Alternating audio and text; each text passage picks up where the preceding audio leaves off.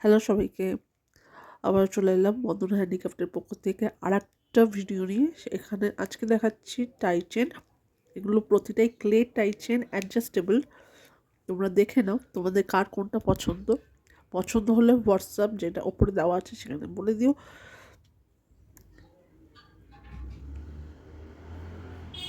আশা করি সবার পছন্দ হবে। তোমরা কালার কাস্টমাইজও করে নিতে পারো। কেমন?